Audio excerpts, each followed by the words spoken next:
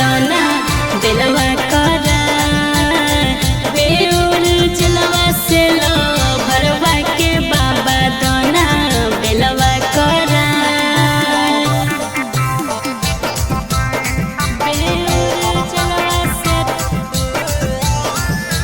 भरवा के बाबा दोना बेलवा करा